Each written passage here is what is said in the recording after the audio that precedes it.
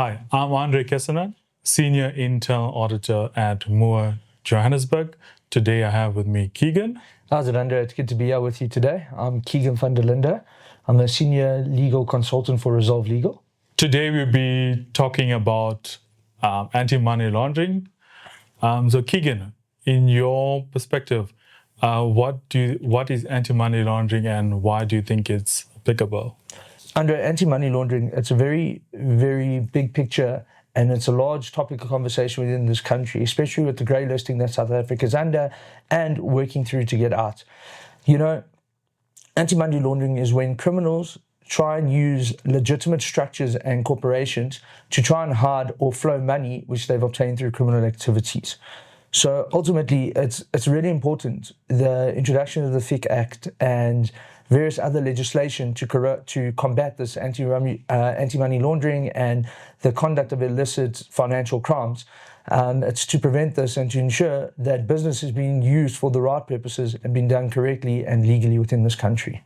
Who needs to comply with AML regulations? So I think in terms of FICA, I think every company, every organization should be complying with the rules and regulations of FICA. I think if we want to ultimately cut out the dirt and cut out the crime, cut out the badness, we need to start with everyone committing to it, you know.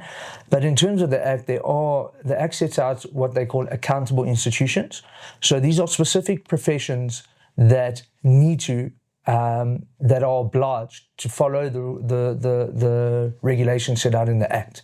So, you know, just to name a few of them, but the list is, there's a few more, but I would say accountants, you're looking at attorney firms, you're looking at financial service providers, people acting in the cryptocurrency market. I think there's various, and if you go to the Act and you look at that, it's quite detailed and it sets out who has to comply. But I think ultimately, if you're setting about the who has to and who doesn't have to, I think that's the wrong view. I think everyone should be, at least in the bare minimum, complying with these checks and making sure. And I think for the large part, a lot of companies are. I think everyone's on board here and they're moving. And there are obligations that the Act places on not only the accountable institutions, but every company or entity or person as defined in that Act. So yeah, I think that's who should be doing this. Yeah, it's everyone. In your opinion, what do you think are the key AML obligations for these organizations? So I think, you know, your practical obligations, I think your basic ones are essentially, you know, following and doing your due diligence on your clients as they enter and start business with them, you know, so doing your KYC checks, etc. I think thereafter, you know, it's that continuous monitoring of your clients, making sure that you're picking up any suspicious or questionable transactions, etc. You know, if you do end up then picking up those transactions, I think reporting it to the relevant authorities. Mm-hmm. I think thereafter, you know, or maybe at the beginning, is ensuring that your company is fully compliant and has all the relevant manuals and policies and procedures in place, and then that every employee within your company is being adequately trained and is aware and understands the implications and obligations on them in enforcing the Act and their obligations. Yeah. In your opinion, what do you think are the risks for non-compliance? So I think first and foremost, your main risks are the administrative risks, which are set out in the Act, which vary between fines to individuals that could amount up to 10 million rand to corporations that can go up to 50 million rand. I think secondly is the criminal liability that you face with this, you know. Thirdly, I also believe that, you know, you risk serious relationships, you risk reputational damage. So I think that the risks are wide and varied. More on the important side, how do we help organizations? So I think, you know, that's most important. I think what we do together in our partnership is we conduct these audits on these regulatory audits on companies.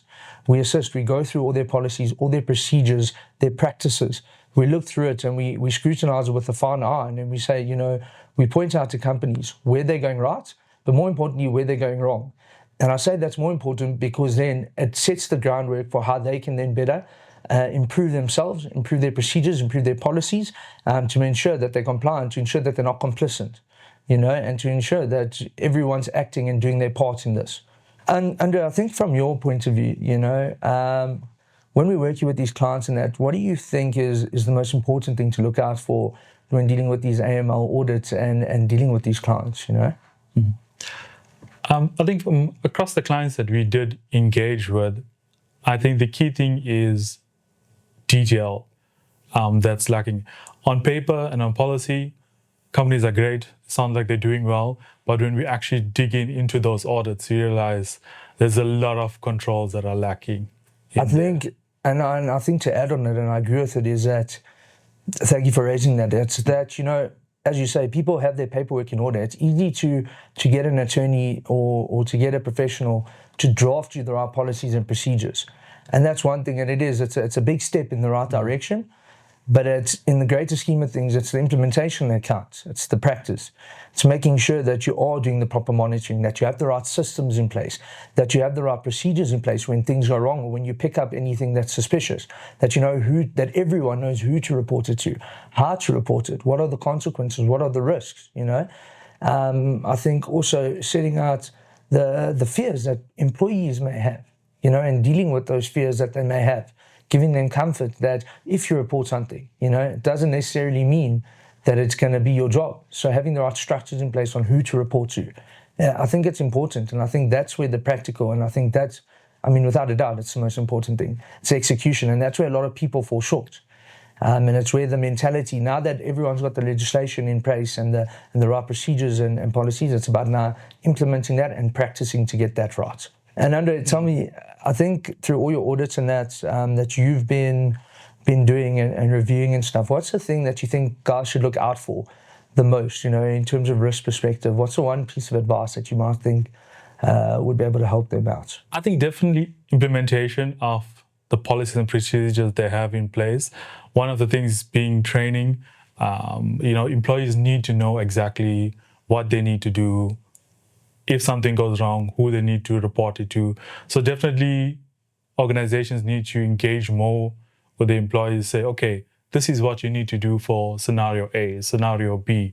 So in making sure that overall, everyone understands their responsibility, which ultimately leads to the company being compliant to all these acts and regulations. 100%. It's a ship. Everyone's in a team. So if every player or every passenger knows what they're doing, that ship's going to move properly. It's going to work better. The team's going to flow. And I agree with that fully. Yeah. Lastly, what would you say that makes our approach different? I think the thing that sets us apart is our detail. It's our passion and it's our professionalism. I think we truly care about the clients that come through this door. I think we've got an excellent team. We execute brilliantly. And I think we're just driven. We're driven to do the right thing. We're driven to help our clients.